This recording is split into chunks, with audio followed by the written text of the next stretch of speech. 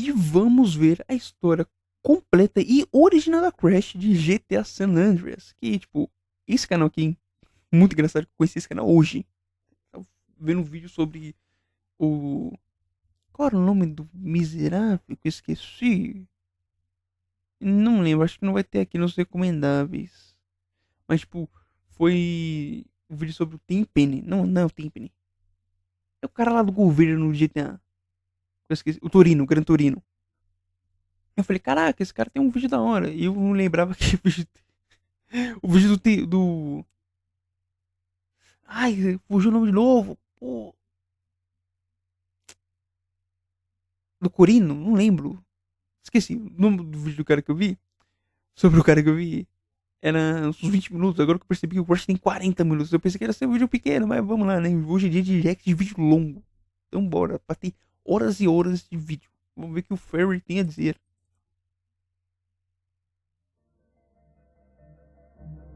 O que seria de uma grande história, de um grande jogo, Sem um sem grande a vilão. presença de um grande antagonista? O jogador que normalmente controla o protagonista, controla a história de certa forma, através das missões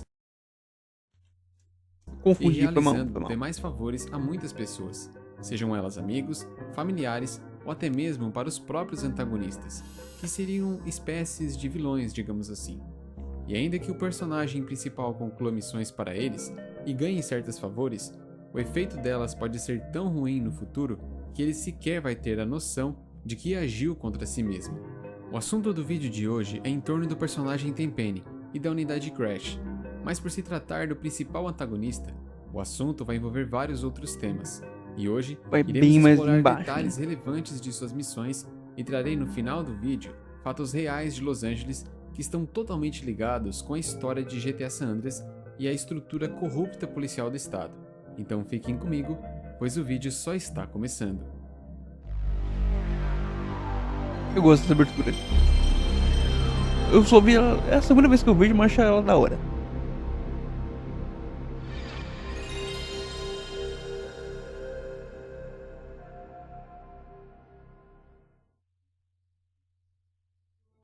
Para ajudar na divulgação, aumente o hype deste vídeo abaixo, Eu acho que dá não, deixe hein, seu parceiro. like e compartilhe o conteúdo Agora com vai seus dar não. amigos e familiares também. E se quiserem, tornem-se membros do canal Fair. Um ótimo vídeo a todos. Aqui no Pershing Square encontra-se o LSPD, o Departamento de Polícia de Los Santos. É nesse local onde nasceu a unidade Crash, que significa Recursos da Comunidade contra Bandidos de Rua. Eles são uma unidade específica em cuidar de problemas relacionados às comunidades ou bairros, que possuem constantes disputas de gangues, tráfico, etc. Ou seja, de crimes que prejudicam a vida de pessoas de bem que lá residem. A década de 90 é realmente muito marcada por acontecimentos dessa natureza, e como o jogo se passa em 92, é exatamente por isso que surgiu a necessidade da criação de uma unidade de polícia específica nesses casos. A composição da unidade que conhecemos é feita por Frank Tenpenny, como o principal policial do Crash, Ed Pulaski, que tem muita importância a Tenpenny e serve como o braço direito do policial, e Jimmy Hernandez, um policial de origem mexicana recém-integrado à unidade. Essa é a formação original apresentada a nós, e que estará presente em quase todas as missões do Crash. Eles deveriam ter como tarefa o que foi dito há instantes, mas na realidade, as ações de Tenpenny e Pulaski são obscuras e vão totalmente contra o motivo de sua própria existência como unidade policial, que deveriam agir para servir e proteger. Em ordem cronológica, o primeiro momento que eles aparecem não será no jogo, mas sim no vídeo The Introduction. Em sua primeira aparição, os policiais do Crash, em uma conversa suspeita, tocam no nome de uma pessoa muito relevante para as próximas ações da unidade. Look, I ain't worried about that, Pulaski. Pendlebury's more of a concern. If he does what he's threatening, then shit's about to get real interesting. Yeah. Esse policial que eles mencionaram, Ralph Pendlebury, trabalha para a Subdivisão de Assuntos Internos, uma área que cuida de investigar incidentes e possíveis suspeitas de má conduta criminal e profissional. E justamente esse policial Pendlebury que será a primeira vítima do Crash, e que será morto por Hernandes no fim do vídeo em questão. Mas o que aconteceu mesmo é que seus colegas Tenpenny e Pulaski o forçaram a cometer esse grave crime. e nas primeiras cutscenes do jogo, justamente eles mesmos que se aproveitam do retorno de CJ a Los Santos para mandá-lo fazer tudo o que o Crash precisasse, com o benefício de CJ não ser culpado pela morte de Pendelbury. Ou seja, Hernandes foi vítima de coerção e CJ foi vítima de extorsão no mesmo dia. Entendemos com isso que Tenpenny e Pulaski quiseram se proteger atrás tanto de Hernandes quanto de CJ do crime mencionado. Mas por que a necessidade de eliminar Pendelbury, especificamente no início da história do jogo? Se sintonizarmos na rádio WCTR após se concluir a missão Drive-Thru, algumas notícias serão atualizadas e em uma delas poderemos entender com bastante antecedência na história o que motivou a morte de Pendelbury.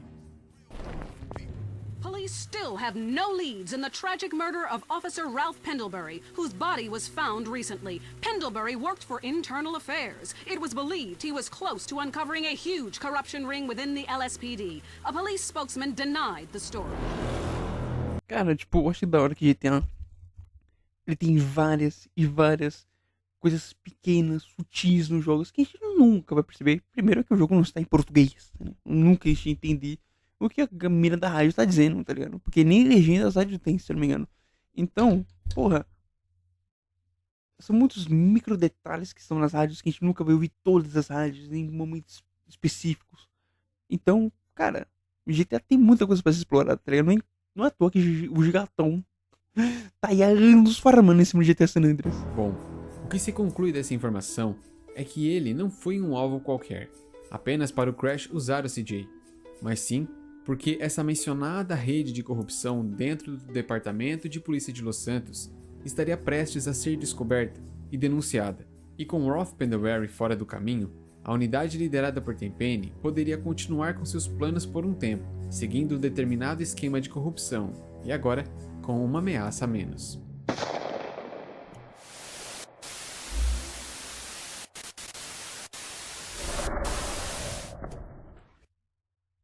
Nos primeiros eventos de Los Santos, vamos perceber que Crash participa de uma espécie de jogo com as gangues, agindo para equilibrar o poder delas na cidade, sem que uma tenha mais poder ou vantagem sobre as outras. Porém, antecipo aqui que existe alguém que vai sair beneficiado de todas as suas ações, a partir de um momento específico.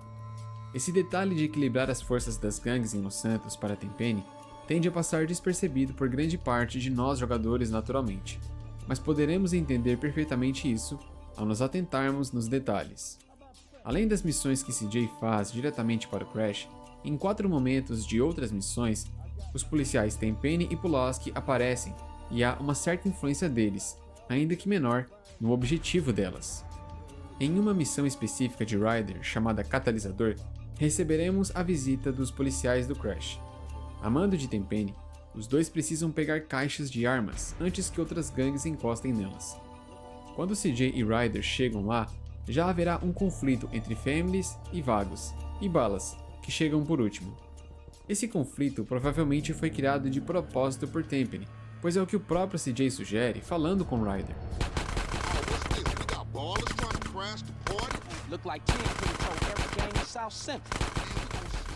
Pode-se dizer então que há o interesse do Crash em reduzir o número de membros dessas 3 gangues nesse momento do jogo, pelo menos é o que se pode deduzir. As próximas missões com participação da unidade serão 2 que fazemos para Big Smoke. Essa parte aí, Na quem não primeira pegou... ocasião- Eu quando era criança não peguei, né? Só depois... o grande plot twist, né, mano? Que o Tenpenny era sempre um pé no saco. Então ninguém suspeitava do grande fumo. Mas aí, quando vê o sabre verde de mão, aí quebra tudo. Aí acaba a amizade. Não existe mais amizade em Los Santos. Infelizmente é isso que acontece. Então, sempre havia pistas que o Tenpenny era um grande de um fila da puta. E que o Big Smoke está envolvido. Eu acho isso interessante. Mas eu falei isso é só chovendo molhado, tá ligado? Na missão chamada Covarde Fugitivo, Frank e Ed saem da casa de Smoke assim que CJ chega. Logo em seguida, Smoke diz a CJ que sua prima chegou do México e que precisa ir pegá-la em algum lugar. Chegando em East Los Santos, Smoke conversa com um membro dos Vagos sobre querer ervas, mas isso acaba deixando o Vago irritado. 2 vezes, esse ofende Big Smoke, que sai do carro e acerta o sujeito com um taco de beisebol. Em seguida, CJ precisa perseguir sozinho o outro membro da gangue que Pegou, fugiu, né? Foda. até que finalmente ele é pego. Originalmente, a missão acaba assim que eliminamos o vago fugitivo.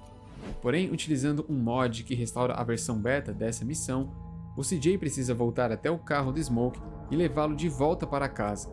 No caminho de volta, haveria um diálogo em que CJ questionaria a ida de Tenpenny à casa de Smoke, com uma resposta nada convincente de seu amigo. Let's go home. I gotta eat, man. Okay. Say, Smoke, what's going on with you and Tenpenny? Who? Tenpenny. Man, I ain't never heard of him. I saw him leaving your apartment. Oh, is that his name? Yeah, you know it is.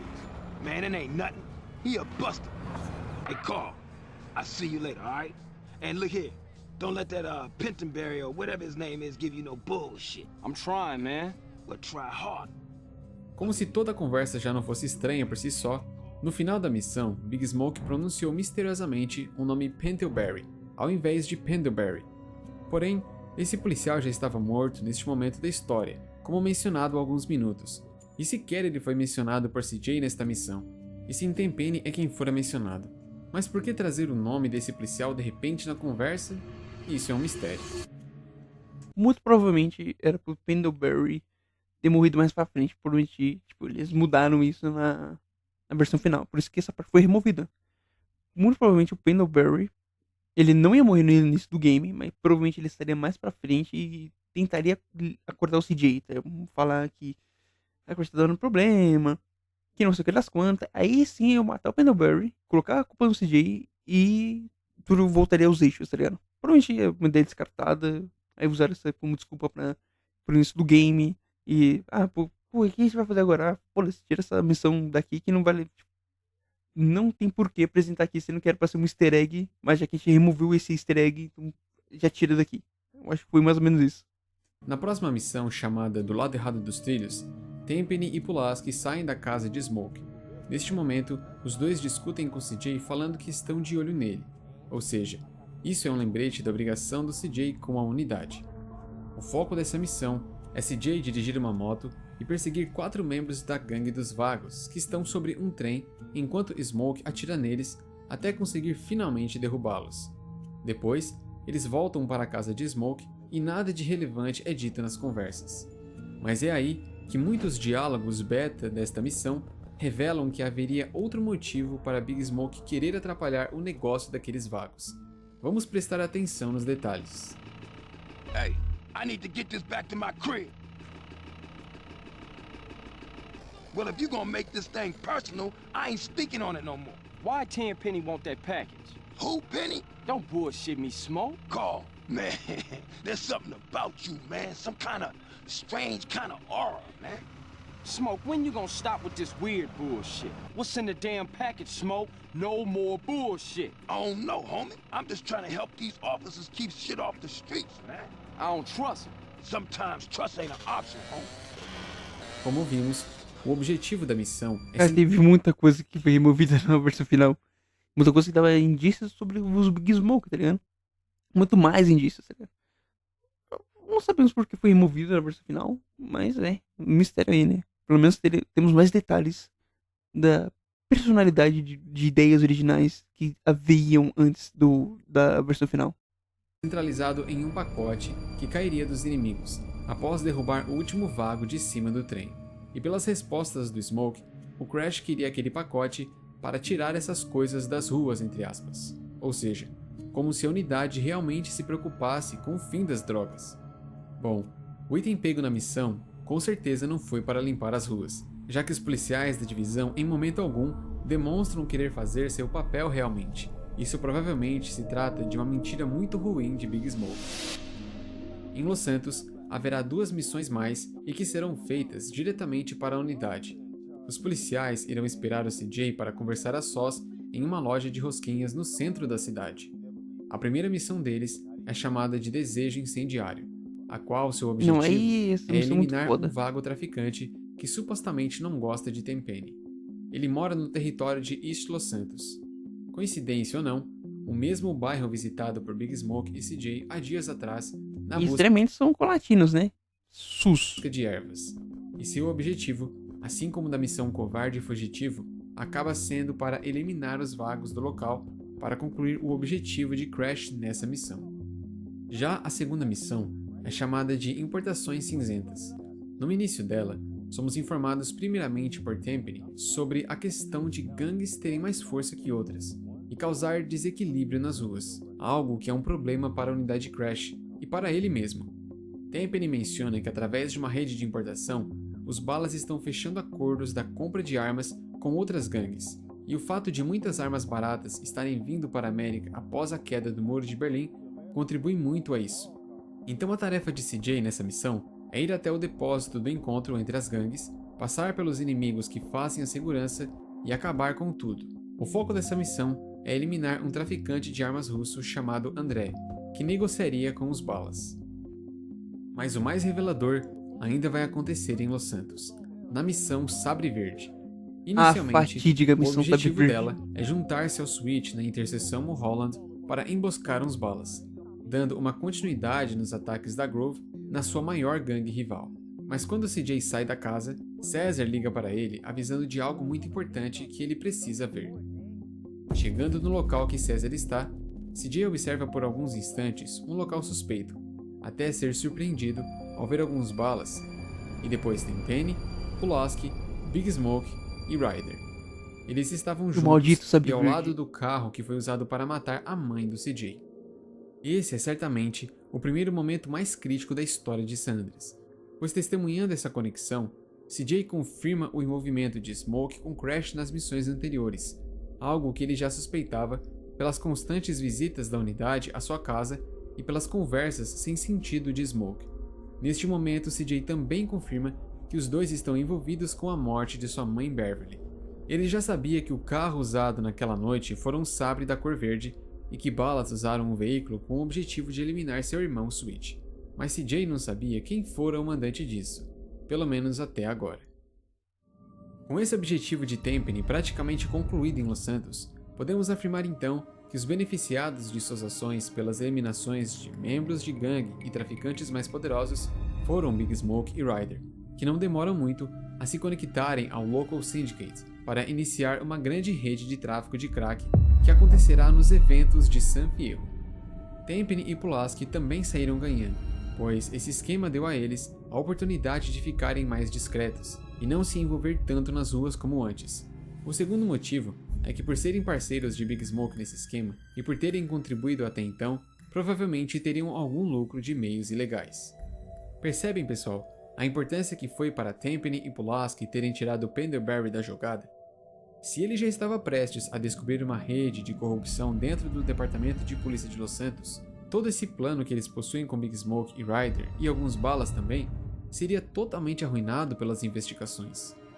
Mas voltando a falar da missão Sabre Verde, a unidade Crash não voltaria a usar CJ em Los Santos por alguns motivos, e seus objetivos a partir daqui serão outros bem diferentes, pois Tenpenny e Pulaski, ainda que mais tranquilos no cenário das gangues, começarão a ter muitos problemas pela frente, por terem utilizado todos os meios necessários.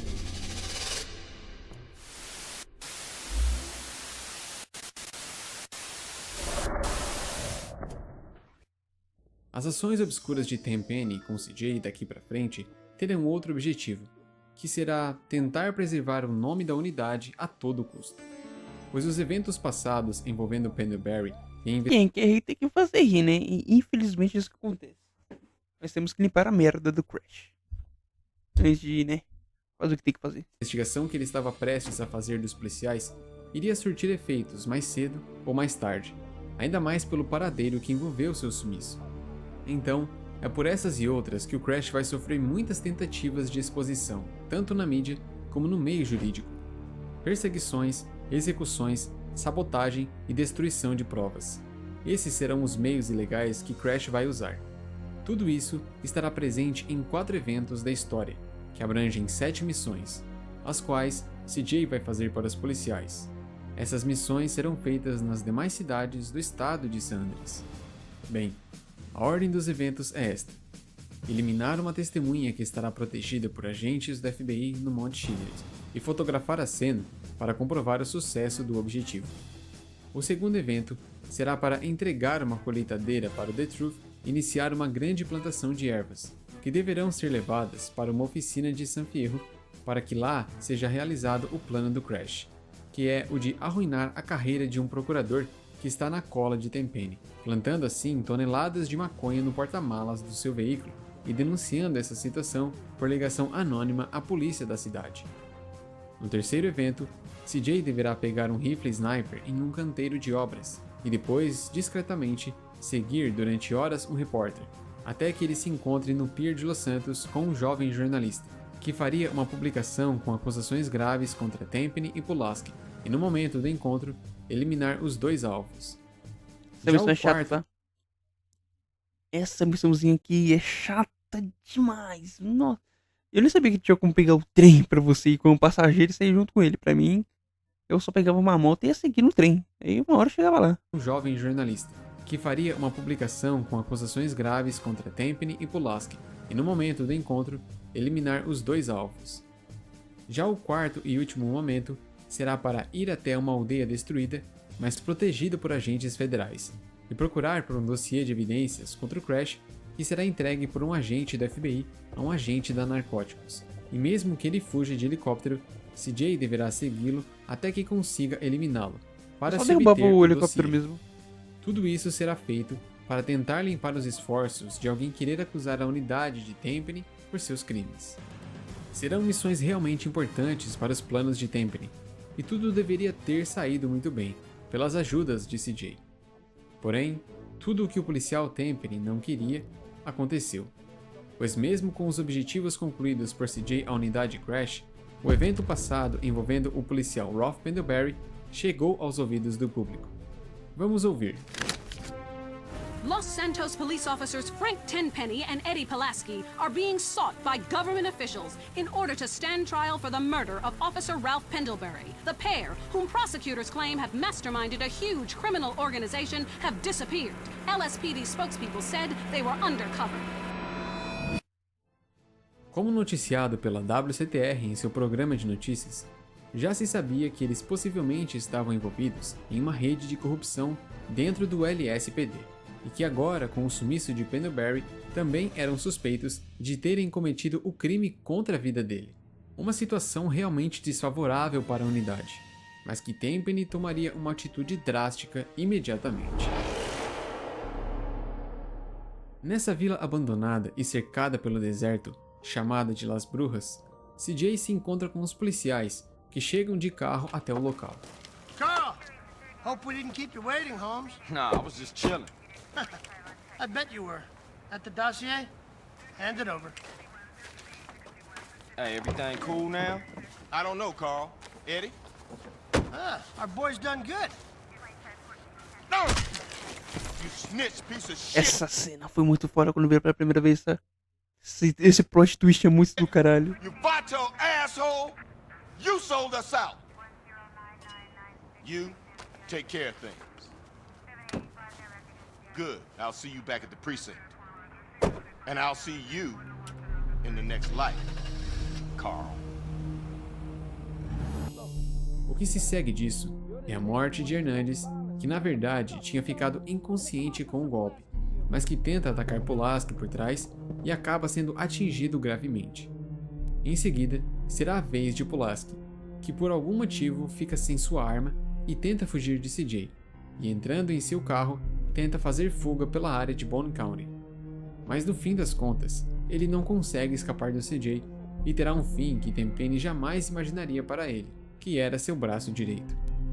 Pode-se dizer que esse evento no deserto de Las Venturas foi o segundo momento mais crítico da história de San Andreas, pois essa traição de Hernandes a Tenpenny e Pulaski foi o que colocou fim na formação e na unidade Crash. Apenas Tenpenny continuou vivo depois dessa missão que acabo de mencionar, e segundo as notícias da WCTR, com as atualizações do seu paradeiro, vamos entender um novo problema que Tenpenny terá que enfrentar daqui para frente. The trial of allegedly disgraced police officers Frank Tenpenny and Eddie Pulaski began yesterday. Although Mr. Pulaski was not at court personally, prosecutors maintain both are guilty of murder, racketeering, drug running, and sexual offenses. Defense maintain officers were just doing their job. Se a justiça for feita, Tenpenny será preso, mas sem as testemunhas e evidências que haveriam contra a unidade e que CJ conseguiu eliminar, dificilmente o policial ficaria atrás das grades. Com toda essa situação complicada para Tenpenny, CJ pôde ter uma sensação de liberdade finalmente, e foi capaz de voltar para a cidade de Los Santos, pois ele já tinha ficado muito tempo distante do seu bairro e da sua gangue pela ameaça de Tenpenny, que lá na missão Sabre Verde o ameaçou, dizendo que se ele tentasse voltar para a cidade, Switch teria graves problemas. CJ então encontra seu caminho de volta à cidade e se restabelece na mansão de Mad Dog por certo tempo. Ele também terá uma ótima notícia durante a visita do agente Torino, que Torino. aparece pessoalmente a ele para dizer que seu Inclusive, vídeo muito bom do Torino dele, tá? O que fez eu querer ver esse vídeo. irmão Switch será livre da prisão, onde ele estava desde a emboscada dos balas na missão Sabre Verde. Mas um acontecimento ainda mais relevante vai desenrolar pouco tempo depois, pois uma grave notícia vai pegar todos de surpresa. Na missão chamada Riot, os amigos e familiares de CJ estavam reunidos ouvindo as notícias recentes sobre Tenpenny, que naquele dia estava finalmente sendo julgado sob as acusações gravíssimas de extorsão, corrupção, tráfico de drogas e agressão sexual. Não só CJ e seus amigos acompanhavam aquele julgamento ao vivo, mas toda a cidade de Los Santos, pois com a atualização das notícias do caso, Tenpenny foi surpreendentemente inocentado das acusações por falta de provas. Oh wait, they're exiting the courtroom now. That bastard Going Pulaski live will to probably the turn up district. dead just like the rest In light of of the them. lack of evidence against my client, the district attorney's office has seen fit to drop all charges against this innocent man. That's bullshit. You see? You can't Sensational, trust the truly system, unbelievable. man. This surprise decision is wholly unprecedented. Oh man, ain't no Absolutely justice. amazing. Just us. If the reaction of the crowds behind me is anything to be judged by, Los Santos will burn tonight. Como o próprio repórter falou na TV, Los Santos vai pegar fogo hoje à noite, pois foi apenas uma questão de tempo para que isso realmente acontecesse na cidade. Ainda nessa Essa missão, parte Los Santos fica um caos, é muito foda, tá ligado? Você morde, sei lá, uma vez de dar uma bazucada. É muito louco. então, na volta de CJ e Switch para Grove, eles presenciam o início dos distúrbios de Los Santos, com a revolta de muitas pessoas pela permanência de Tenpenny nas ruas. Alguém que deveria agir para servir e proteger as pessoas, mas que na verdade foi muito responsável pelos problemas crescentes de segurança nas comunidades devido ao grande aumento do tráfico de drogas, mortes, roubos e demais crimes. Ele foi exposto à população que fora vítima de crimes que ele tinha ligação. E assim como explicado no vídeo O Verdadeiro Mistério de Torino, em que o Vídeo muito bom, inclusive. Vídeo muito bom, recomendo bastante vocês verem. agente secreto do governo tenha sido quem tornou o tráfico de crack em Los Santos algo comum e muito lucrativo para as gangues, foi apenas o nome da unidade Crash e de Tenpenny que apareceram nos noticiários de San Andreas e sofreram as consequências da população revoltada. E como a corrupção policial da unidade Crash começou em Los Santos, é lá mesmo que ela iria acabar. Policiais a pé sendo atacados por pedestres, carros abandonados no meio das ruas, pessoas roubando televisões, demais pedestres brigando nas calçadas, veículos explodindo em vários pontos de Los Santos, etc, etc. Foi uma situação crítica para a cidade, onde pessoas não acreditam mais em ninguém e não há polícia que possa se salvar, sem que seja atacada imediatamente. E Tenpenny é o alvo principal de toda essa revolta. Esses eventos que mais parecem ter vindo de algum filme, na verdade foram inspirados em fatos que ocorreram na metade de 1992 em Los Angeles, dos dias 29 de abril a 4 de maio daquele ano. Mas para entendermos o contexto histórico, precisaremos voltar 20 anos nos eventos, pois tanto o modo de agir dos Turn back policiais to de the Los pendulum, Angeles, bora. quanto a corrupção do Crash e um caos que aconteceu na cidade possuem relação direta com os eventos de GTA San Andreas.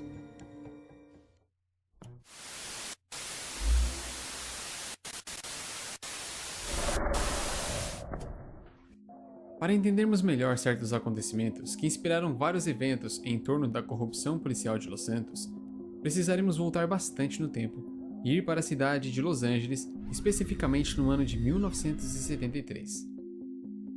Naquele ano, gangues de rua da área centro-sul da cidade estavam se tornando um grande problema para a divisão 77 Street do Departamento de Polícia, que cuidava justamente dessa área. O comandante oficial das operações daquela divisão decidiu então criar uma unidade com policiais uniformizados e outra seção com policiais à paisana. o que em 1979, através do chefe do departamento Daryl Gates, veio a se chamar Crash, que foi a junção das duas unidades. Sua função seria de obter informações sobre gangues específicas e repassar informações entre distritos, áreas, etc. Ou seja, haveria infiltração de policiais em meio às próprias gangues, alvo de investigações.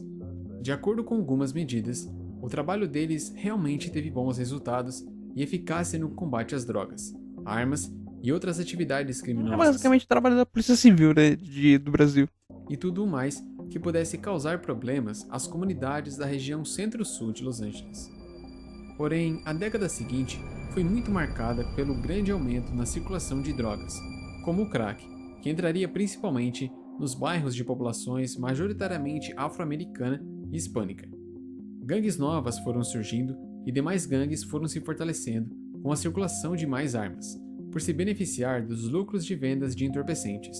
Isso tudo significou ainda mais problemas para os bairros, pois os registros de tiroteios por disputas de territórios estavam aumentando, ao mesmo tempo que diversos outros crimes violentos aconteciam.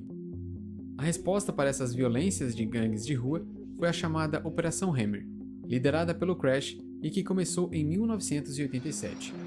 No auge da operação, em abril de 88, 1.453 pessoas foram presas por 1.000 policiais em um único final de semana. Um número realmente impressionante, mas que no fim das contas, resultaram em apenas 60 prisões por crimes graves e as acusações apresentadas foram em apenas 32 casos.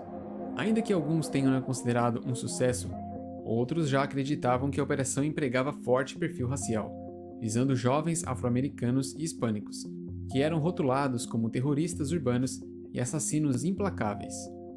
Aqueles que propuseram a operação defendiam que ela não era discriminatória, já que os membros de gangues presos tinham mandados de prisão. Apresentadas essas informações, vamos agora para o ano de 1992, ainda em Los Angeles. Pois o dia 29 Meu Deus, mas só dá merda em Los Angeles, hein? Puta que pariu. daquele ano marcou a história norte-americana em vários sentidos. 4 policiais do Departamento de Polícia da cidade foram absolvidos em um caso de agressão contra um jovem afro-americano de 25 anos chamado Rodney King, após uma perseguição de carro em alta velocidade que aconteceu no ano anterior. Pouco tempo depois que os policiais tiraram um jovem do carro, um morador que ouviu a confusão de longe decidiu registrar parte da violência de sua varanda, em que aparece os policiais deferindo cerca de 40 golpes em Rodney King, que estava próximo de seu veículo e cercado de policiais. Mas que filhas da puta. Certamente, o resultado do julgamento foi inesperado por quase todos os que acompanhavam, o que indignou muitas pessoas. 15 minutos após o resultado, mais de 300 manifestantes compareceram ao tribunal para protestar contra os vereditos. E horas após o resultado, casos espalhados de vandalismo, violência e roubos por Los Angeles foram registrados, o que exigiu o deslocamento de alguns policiais aos locais foco do tumulto. Mas os casos foram aumentando drasticamente. Vários edifícios, lojas, estabelecimentos, etc. foram destruídos. Los Angeles virou e pessoas caos. se aproveitaram desse caos e confusão para saquear o que quisessem também. Muitos incêndios criminosos foram feitos em vários pontos da cidade. Sem falar nas brigas e violências iniciadas principalmente por jovens que estavam atacando motoristas que ficavam trancados no trânsito. Milhares de policiais se deslocaram e até mesmo militares precisaram ir aos tumultos para ajudar a conter as violências e vandalismo. Foi um verdadeiro terror nas ruas. O gatilho disso tudo certamente foi o sentimento de injustiça pela absolvição dos policiais no caso de Rodney King.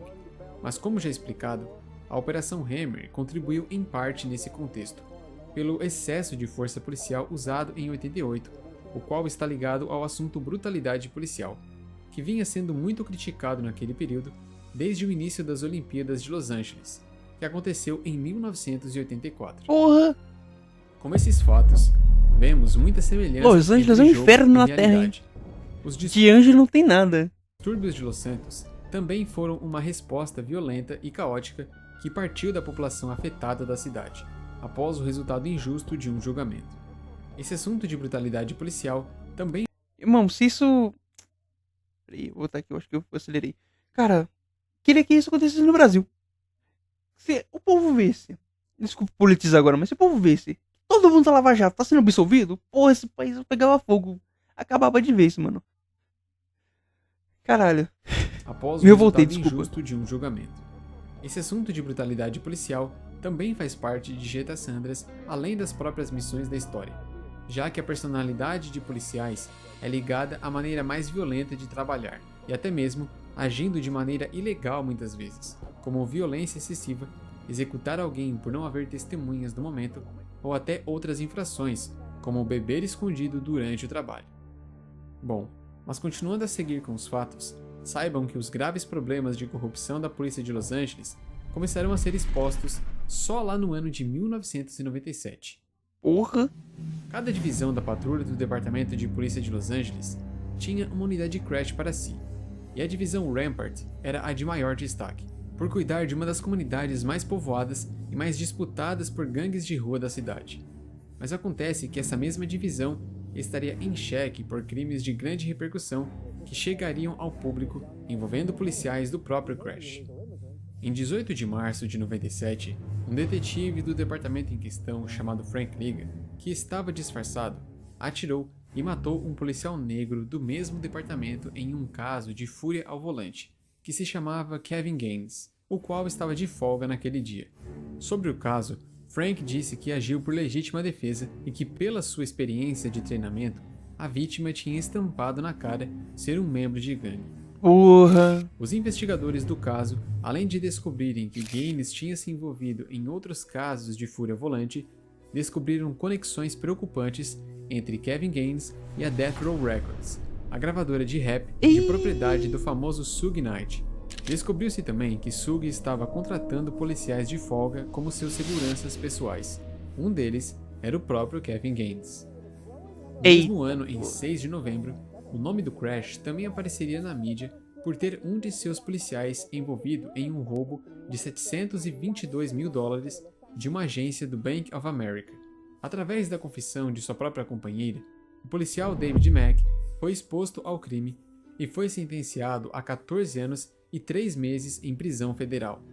Ele não quis revelar o paradeiro do dinheiro e, enquanto estava preso, teria se associado a Pyro Bloods, uma gangue com ligações à Death Row Records. Com todo esse escândalo e mais outros casos vindo a público, em menos de um ano, se investigar a indústria da música, filho, não sobra ninguém. Não sobra um vendedor de pipoca na rua, velho. Porque o que essa galera tem? Cara, os Estados Unidos tem um deep state muito grande. Não que o Brasil não tenha, tipo, todo país tem um deep state, que é tipo um estado profundo, um estado oculto, tá ligado? Que tipo, no nível, tipo, se você não se ajoelhar o deep state, você some misteriosamente com 73 tiros nas costas, tá ligado? E tipo, os Estados Unidos, por exemplo, o caso do P. Diddy, tá ligado? Puff Daddy. Irmão, é um puta deep state. Epstein, outro deep state, tá ligado? Bizarro. E os Estados Unidos têm isso com muita força. Maio de 98, os Estados Unidos é tão foda que, tipo, é tão fácil achar um deep state, mas também eles acabam muito fácil. Tipo, é difícil você ver um deep state aparecer, sei lá, do Japão, sei lá, da Europa, de um país da Europa. Os Estados Unidos sempre tem os mais bafônicos, por assim dizer. Vamos dizer bafônico, para descobrir como certas quantias de cocaína tinham desaparecido de uma sala de evidências e quem estava envolvido com seu sumiço. Foi aí que investigadores do caso especularam que um policial chamado Rafael Pérez tinha roubado a cocaína em uma tentativa de retaliação a Frank Liga por ter atirado em Gaines no ano anterior. Em 25 de agosto de 1998, Pérez foi preso pelos detetives e em dezembro ele foi levado a julgamento sob acusações de posse de cocaína com intenção de vender, furto qualificado e falsificação. Mas ele não seria condenado desta vez, pois o placar ficou empatado. Ninguém é condenado, nada acontece feijoada. Vulnerável a uma condenação que custasse a ele muitos anos de prisão, em 8 de setembro de 1999, declarou-se culpado pelo roubo de cocaína e fez um acordo com investigadores a fornecer informações sobre alguns casos que envolviam atividades ilegais do Crash. Ele se encontrou por quase um ano com investigadores mais de 50 vezes, e forneceu mais de 4.000 páginas em depoimentos sob juramento. Eita Isso porra! tudo implicou cerca de 70 policiais em má conduta.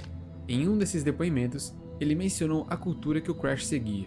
Ele insistiu que 90% dos policiais do Crash tinham consciência ao incriminar pessoas e fazendo falso juramento de si mesmos no banco das testemunhas. Segundo ele, o lema do Crash era: "Nós intimidamos aqueles que intimidam os outros." Ele alegou também que os seus superiores estavam cientes e encorajavam os policiais da unidade Crash a se envolver em má conduta. O objetivo era prender membros de gangues por qualquer meio necessário. Resumidamente, descobriu-se que Rafael Pérez se envolveu com a Death Row Records por ser contratado como segurança pela gravadora, além de roubo, posse e venda de cocaína, e em outro caso, atirou, incriminou e testemunhou contra um membro de gangue chamado Javier Ovando. Foram tantos crimes que o antagonista Frank Tenpenny perto dele pareceria um verdadeiro amador. Mas por ter feito um acordo a ajudar nas investigações, ele ficou na prisão por menos de 4 anos. Hoje, ele já desfruta da liberdade em algum lugar de Los Angeles e em 2015 foi visto trabalhando como motorista de limusine e dirigindo um veículo para a filha de um famoso ex-produtor de filmes norte-americano chamado Harvey Weinstein. Apesar dessa história de corrupção do Crash ser muito mais longa do que acabo de detalhar, nesses eventos mencionados que envolvem Pérez e seus companheiros, vimos muitas semelhanças entre ele e Tenpenny. Por exemplo, por eles serem as peças centrais da corrupção dentro do departamento de polícia de suas cidades. Ambos estavam envolvidos com gangues de rua, balas e Bloods. Os dois policiais se envolveram em crimes relacionados a drogas. Já o último detalhe é que de fato os dois foram julgados, mas tiveram resultados diferentes. E como dito, Pérez hoje não está mais na cadeia. Mas o que aconteceu com Tenpenny depois de sua absolvição? Vamos continuar falando sobre ele. Ele morre, né? Pois sua história não acabou nesse julgamento que originou os distúrbios de Los Santos. Após algumas missões da reconquista de territórios da Grove Street e da gangue hispânica Barrio Los Aztecas, CJ e Switch descobrem o verdadeiro paradeiro de Big Smoke e onde ele estava escondido. E é só na missão chamada Fim da Linha que Tenpenny finalmente reaparece. Ele entrou no palácio do crack de Smoke e o encontrou junto de CJ e se mostrou muito surpreso pelo que CJ conseguiu fazer. Kill Pulaski, now this fat fuck? There's no stopping you. Why you just didn't shoot me in the back? Feeling exposed, huh? Shut your dumb ass up and load the bag. Alright, fuck it, that's enough. Chuck it over. I got a fire truck to catch. You crazy, man. Lost him. You gone. Half the city's looking for cops to kill, Carl. And I ain't about to get dragged out of a patrol car and get beat to death by some angry mob. No, not tonight. What you catching? A plane? Ding, ding, ding, ding, ding! Good answer, Carl. O filho da puta, né? I almost forgot, Carl. Time to die. Sweet! What? It ain't over, Carl. It ain't over. Assim que Tenpenny tenta fugir CJ lançou a lapada, ele tira um 20 crítico no dado, velho, pra enganar a porra do Tenpenny. em um caminhão de bombeiros, Switch se pendura no veículo na tentativa de se vingar por tudo que Tenpenny fez a ele e a sua família. Em um momento da perseguição, 2 policiais novatos do Crash que se juntaram a Tenpenny morrem ao tentarem protegê-lo de Switch e CJ. Mas finalmente, no momento final da perseguição, Tenpenny perde o controle do veículo e se acidenta gravemente ao despencar de uma ponte, justamente no bairro Ganton. Mas ele consegue sair do caminhão de bombeiros capotado, e enquanto isso, grita pedindo ajuda. Mas ninguém aparece para prestar socorro a ele, que estava em seus últimos momentos. Tenpenny foi quem viveu incriminando CJ ao longo da história, ao mesmo tempo que se escondeu atrás de vários crimes graves que ele e Pulaski foram os mandantes, usando todos os meios necessários e esse final é muito foda, aqueles que intimidam os outros. A inocência de Tenpenny no resultado do julgamento causou os distúrbios de Los Santos, mas no fim das contas, sua morte veio de uma maneira irônica, pois ninguém cometeu crime contra sua vida, já que ele morreu em consequência de um grave acidente de trânsito. E esse então foi o fim de um dos maiores antagonistas da franquia GTA.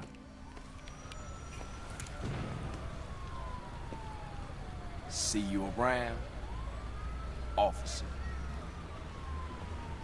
And our top story concerns the death of recently cleared police officer Frank Tenpenny. His body was found in the aftermath of the recent riot set off by his acquittal. Coroners took several days to identify the body, which had been mutilated and stripped by the homeless.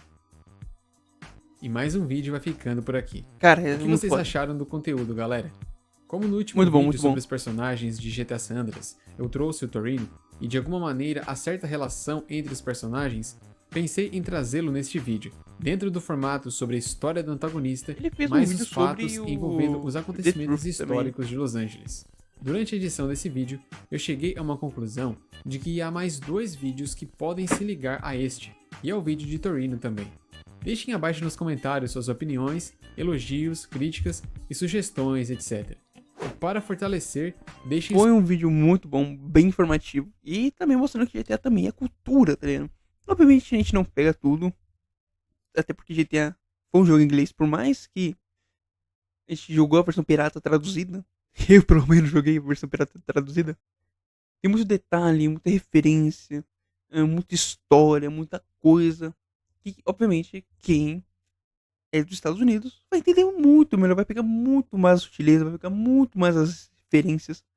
Então sim, obrigado Fer por mostrar essas coisas que muitas vezes nós não pegamos, esses detalhes, essas referências, essas coisas baseadas em fatos reais nos Estados Unidos, principalmente Los Angeles, tá ligado? Muito, muito, muito foda. E ele tem mais vídeos sobre, por exemplo, o Epsilon, ele tem sobre o The Truth, e o cara parece saber, ele sabe de coisas, tá? Sabe de muitas coisas.